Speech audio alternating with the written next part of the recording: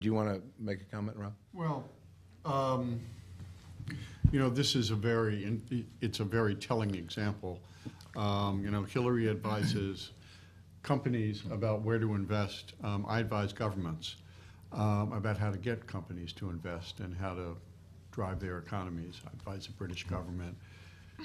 Mr. Clinton's principal economic advisor in the '92 campaign. I advised this government, the Mongolian government.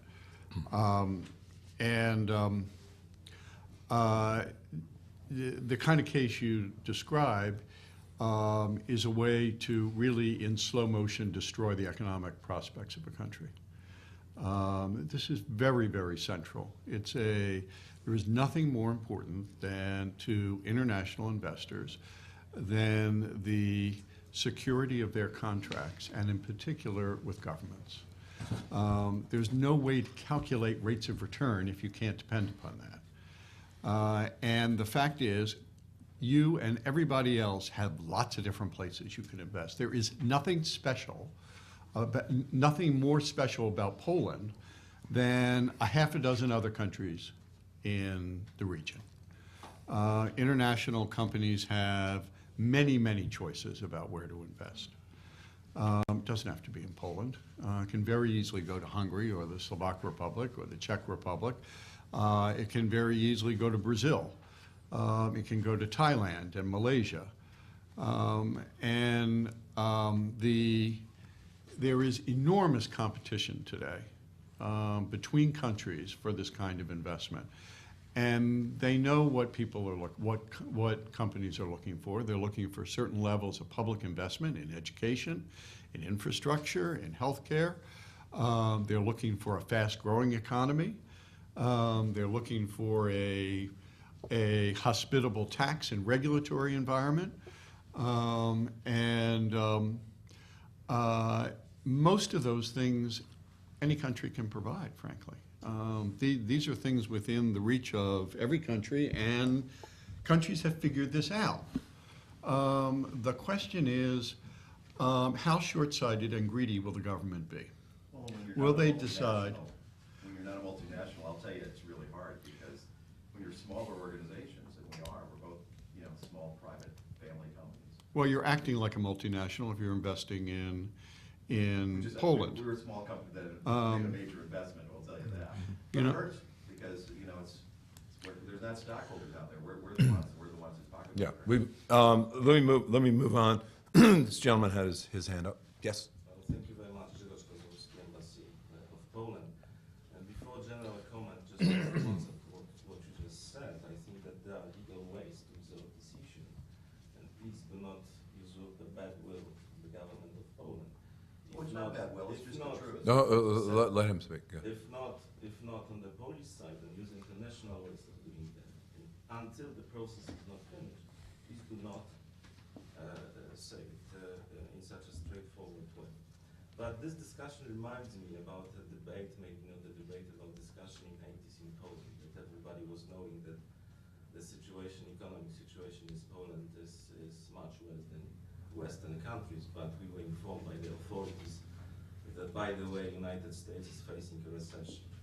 And if I see the watch list, which was prepared by the Council for European Investment Security, and see that Poland is on the red list, and I see that on the yellow list is Belarus, and on the best places for FDIs are other countries like Ukraine, for example. And if I'm hearing to what you have just said about the political risk, about economic risk, can you confirm that, in your opinion, political economic risk in Poland right now bigger than in Belarus and in other countries? No. And two other technical issues. It's not true what you have just said, that everybody else about Poland is against the hydraulic fracturing. It's not true, because such a discussions and concessions are already done in Bulgaria, Romania.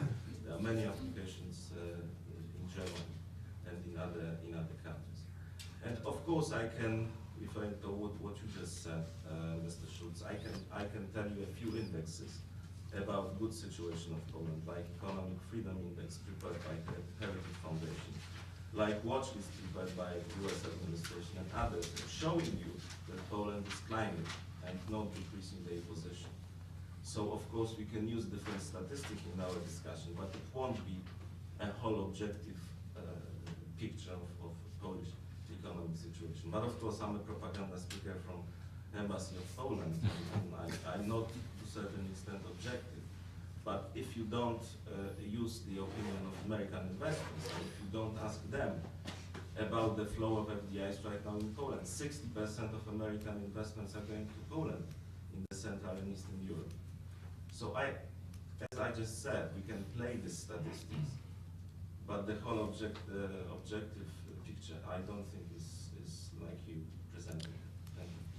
Thank you. Rob? Well, it's certainly the case that they're dueling statistics always. There isn't any doubt, however, that Poland is not attracting the volume of FDI relative to its GDP that other Eastern European economies are attracting. There are reasons for that. There must be reasons for that. As I tried to describe, these decisions are very complex. They involve a lot of different economic variables, and then they involve a lot of political variables as well. There is,